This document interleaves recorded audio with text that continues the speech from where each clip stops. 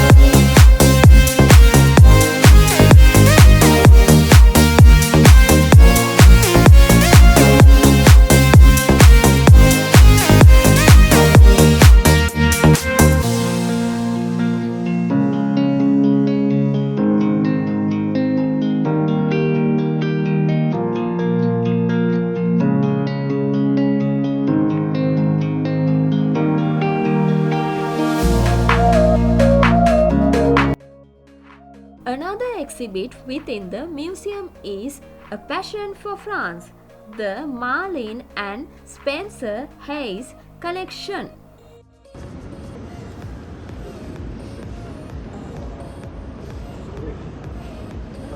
You will experience the best of the museum within a manageable 2 hours. The museum is open most days of the year from 9:30 am to 6 pm. Last admission at 5 pm, except on Mondays when it is closed.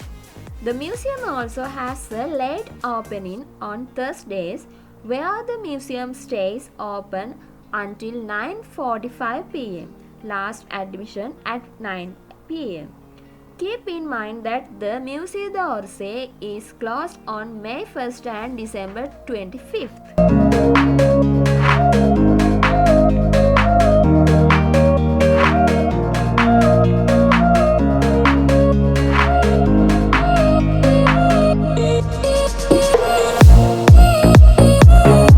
If I say about Musée'Orsay tickets, adult ticket €16 as online and €14 at the museum. Late opening rate €12 as online and €10 at the museum for Thursdays from 6 pm. Reduced price €13 as online and €11 at the museum for adults accompanying someone under 18 years old. Free anyone under 18 years old or under 26 years old if an AU resident.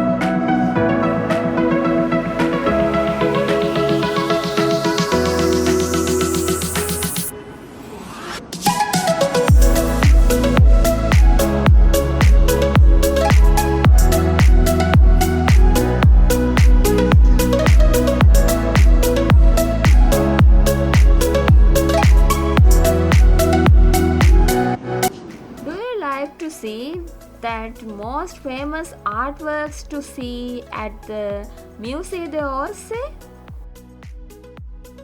This painting by Gustave Caillebotte is a stunning example of realism.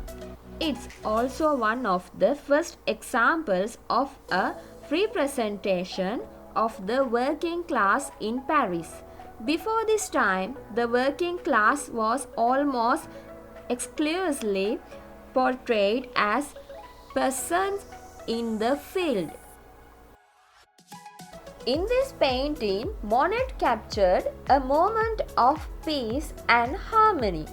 It has a calming effect and brings to mind pleasant thoughts of spring. Monet returned from England in 1871 and moved to Argenteuil, where he had many happy years. Now where is that more clearly depicted than here? In the painting, you can see a woman and child in the foreground walking down a gentle slope with red poppy flowers on their left. It is assumed that this is his wife Camille and their son Jean.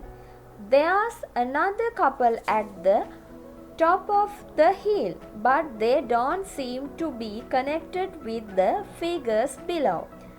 The scene is probably one taken close to where they lived at the time, given the people wearing middle class fashion and the nice villa in the background, a nice villa, which is where they seem to be coming from.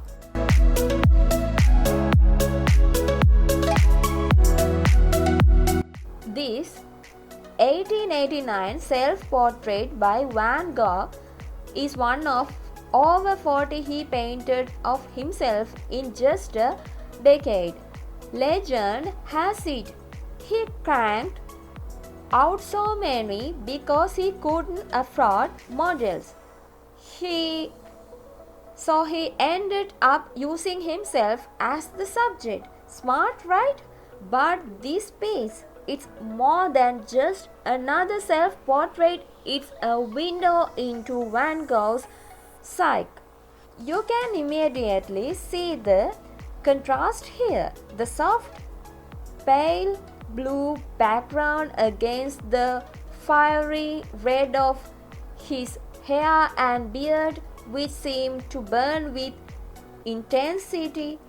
His face is gaunt, almost hollow, and his green eyes, those piercing eyes, are a little sunken, carrying a quiet sadness. It's haunting, really. What's interesting here is the suede jacket, something a little more polished than his usual round pea coat. Maybe it's a sign he was trying to present himself differently, or maybe it's just a moment of introspection. There's some debate among art historians whether this was his last self-portrait. In a letter to his brother Theo, Van Gogh wrote about this painting, "You will need to study the picture for a time. I hope you will notice that my facial expressions have become much calmer, although my eyes have the same insecure look as before, or so it appears to me." That line says it all calm on the surface, but you can still feel the uncertainty behind those eyes. This isn't just a self-portrait. It's Van Gogh giving us a raw, unfiltered glimpse into the man he was at that moment in time, and that's what makes it unforgettable. Vincent van Gogh is probably one of the most famous Impressionist painters of all time. He was actually Dutch and moved to France right in the middle of the exciting Impressionist movement. Starry Night was painted when he moved to Arles in southern France in 1888. The painting itself shows the Rhone River, which was only a few minutes from the house on Place Lamartine. The composition is very calm with the stars burning brightly, lighting up the sky. The lights from various buildings are reflected on the water, which illuminates the painting even more. In the lower right-hand corner, there's a couple in love walking along the river. Van Gogh painted another Starry Night, which you can find today in the MoMA in New York, and the contrast is visible. The MoMA's Starry Night is very violent in its colors and shows the mental state of Van Gogh. He had recently been institutionalized at a mental health institute. So when you start to see the gallery of the museum, you can notice what I mentioned before. Keep in touch and give your 100% of attention, guys.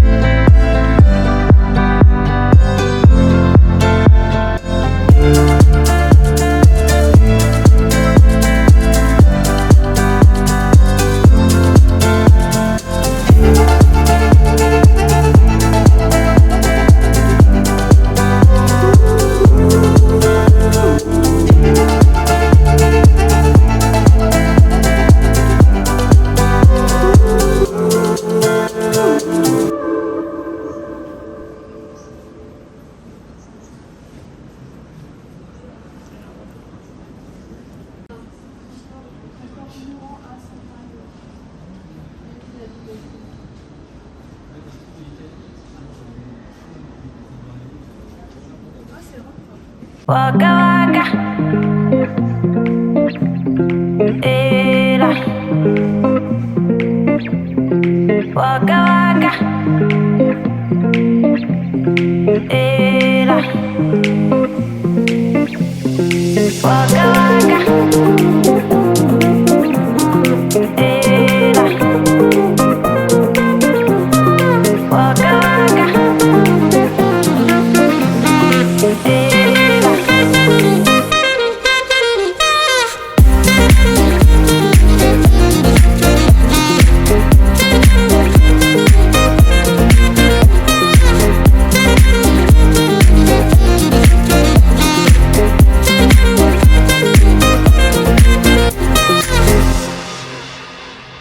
Waka waka, era. Waka waka, era. Waka waka, era. Waka waka, era.